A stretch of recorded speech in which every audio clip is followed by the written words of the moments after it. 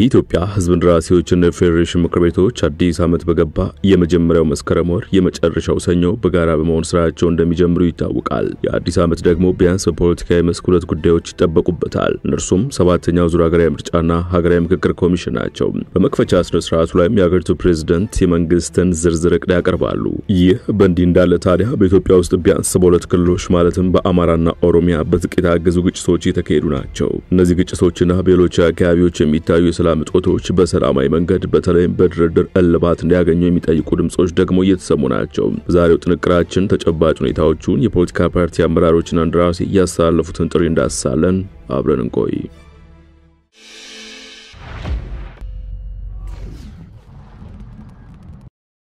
በሰሜን ኢትዮጵያ ለሁለት ዓመታት የተካሄደው ደም አፋሳሽ ጦርነት በፕሪቶሪያ ግጭት ማቆም ስምምነት እልባት ቢያገኝም በአማራና ኦሮሚያ ክልሎች እንዲሁም በሌሎች አካባቢዎች የሚፈጸሙ እገታዎችና የሰብአዊ መብቶች ጥሰቶች አሳሳቢ ሆነው ስለመቀጠላቸው የሀገር ውስጥና ዓለም አቀፍ ሪፖርቶች ያመለክታሉ።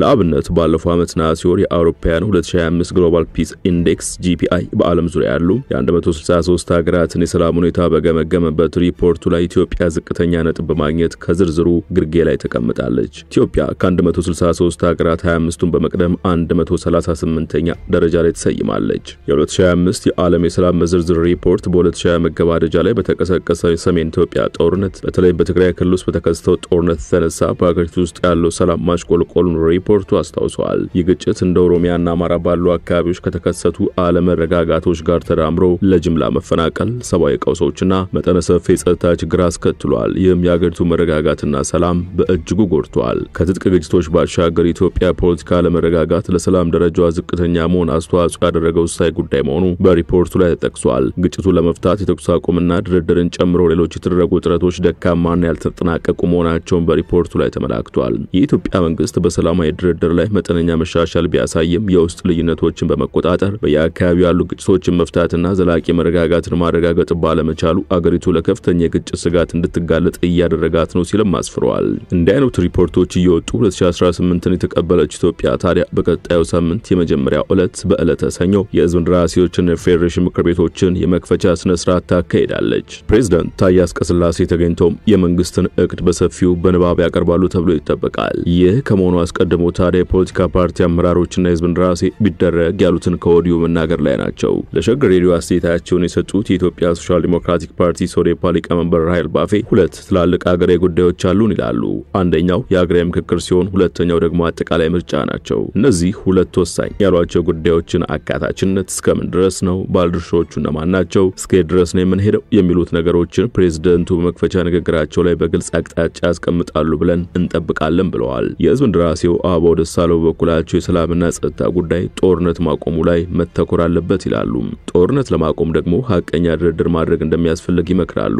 ለዚህ ድርድር ደግሞ ቅድመ ሁኔታዎች አሉ የሚሉት የምክር ቤቱ አባል የሰብአዊ መብቶች ጥሰቶች መቆም አለበት፣ ሰዎች ከቦታ ቦታ ተዛውረው የመስራት መብታቸው ሊኖር ይገባል ይሉና ፕሬዝዳንቱ መክፈቻ ንግግራቸው በቀጣይነት ሊያተኩሩ የሚገባው በእርሳቸው አገላለጽ ከነዚህ ቀጥሎ መምጣት ያለበት የኢኮኖሚ ጉዳይ ነው። በቅርቡ ቅንጅት መመስረታቸውን ያስታወቁት የመላው ኢትዮጵያ አንድነት ድርጅት መኢአድ፣ የኢትዮጵያ ሕዝባዊ አብዮታዊ ፓርቲ ኢህአፓ፣ እናት የአማራ ጊዮናዊ ንቅናቄ አግን፣ የአንድነት ኢትዮጵያ ዲሞክራሲያዊ ፓርቲ የህዝብ ግንኙነት ኃላፊ ጌትነት ወርቁም ላለንበት ግጭት ብቻ ሳይሆን ተጨማሪ ላንዣበቡ ችግሮች መፍትሄ አስቀድሞ ማስቀመጥ አስፈላጊ መሆኑን አጽንኦት ሰጥተዋል። ከሰላምና ጸጥታም ጦርነት ጋር የተያዙ ነጥቦች በጥልቀት ተነስተው ቢወሰንባቸው አቅጣጫ ቢሰጥባቸው እንወዳለን የሚሉት ጌትነት ይሄም ጦርነቶች በድርድር ቆመው በተኩስ አቁም በድርድር በፖለቲካ መፍትሄ እንዲሰጣቸው በገለልተኛ ድራዳሪዎች ተነጋግሮ ችግርን መፍታት የሚለው በተለይ በአዲሱ ዓመት ለህዝብ ተስፋ ቢሰጥ በጣም በጎ ነው። የህዝብ ወጥቶ የመግባት ዋስትናውንም አደጋ ላይ ነው። የመኖር ዋስትና ያልተረጋገጠለት ህዝብ ነውና እሱ በደንብ ቢታይ ማለት አንኳር ጉዳዮች መሆናቸውን አስመረውበታል።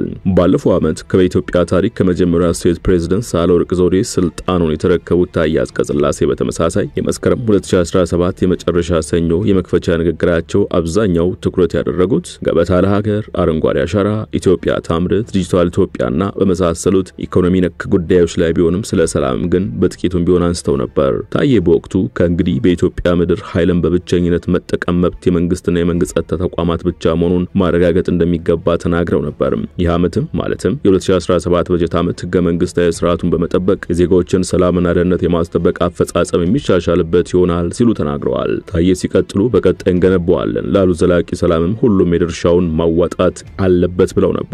በመንግስት በኩል ዛሬም ሰላም በሮች ወለል ብለው ተከፍተዋል ሲሉም ተደምጠው ከማንኛውም ወገን ጋር በሰላማዊ መንገድ ለመነጋገር ዝግጁ ነው ሲሉ ተደምጠው ነበር።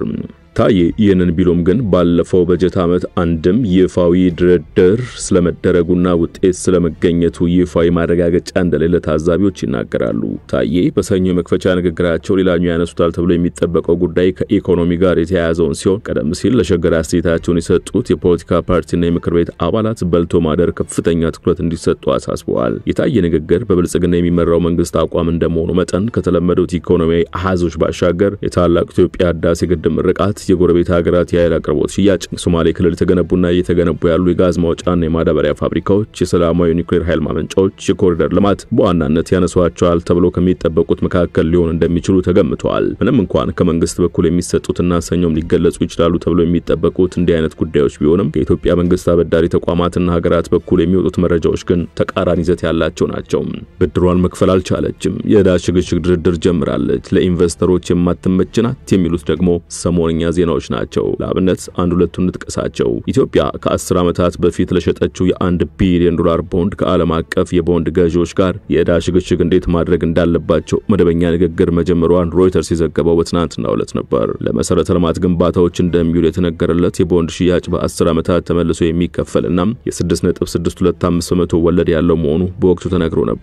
ኢትዮጵያ ወጣችውን ቦንድ 50% የአሜሪካ ባለሀብቶች፣ 35% የእንግሊዝ ባለሀብቶች፣ 14% የአውሮፓ ሀገራት ባለሀብቶችና ሌሎች ገዝተዋል። በውሉ መሰረት ኢትዮጵያ በ2016 ዓ.ም የቦንድ ብድሩን ክፍያ መክፈል ያልቻለች ሲሆን በቡድን 20 ሀገራት የጋራ ማዕቀፍ በኩል የዕዳ ሽግሽግ እንዲደረግ መርጣለች። በዚህ አካሄድ የሁለትዮሽ ብድር፣ ዩሮ ቦንድና ሌሎች የንግድ ብድሮች አንድ አይነት አመላለስ አላቸው። የኢትዮጵያ መንግስት ከቦንድ ገዢዎች ጋር የዕዳ ሽግሽግ ማድረጊያ መንገዶችን ለመለየት ለወራት ንግግር ሲያደርግ ቆይቷል። በቦንድ ገዢዎችና በተበዳሪ መንግስታት መካከል አሳሪ ያልሆነ ጊዜያዊ ስምምነት መፈረም መደበኛ ድርድር ለመጀመር እንደሚያስችል የጠቀሰው የሮይተርስ ዘገባ በዚህም ሁለቱም ተደራዳሪዎች ተጨባጭ የስምምነት ውል ማሰረና ድርድሩን ለሶስተኛ ወገን ከማውጣት ይገደባሉ።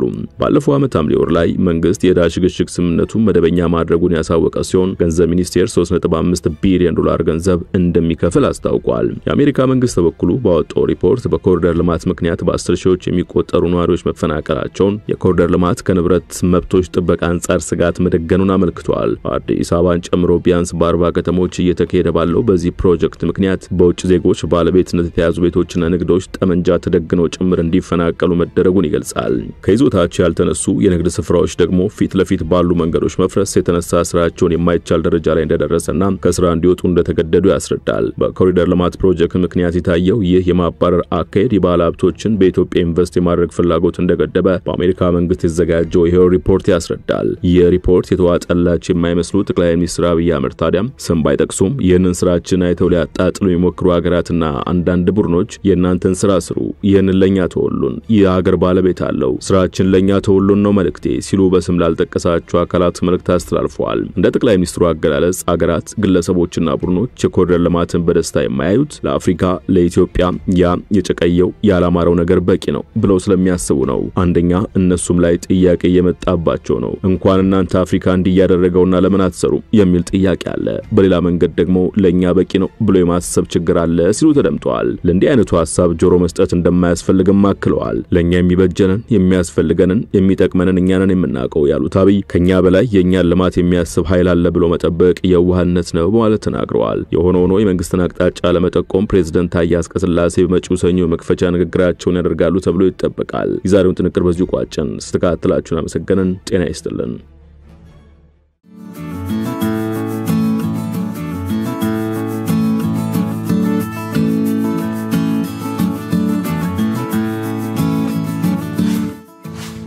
ሸገር ታይምስ ሚዲያን ሰብስክራይብ በማድረግና ደወሉን በመጫን ይከተሉን።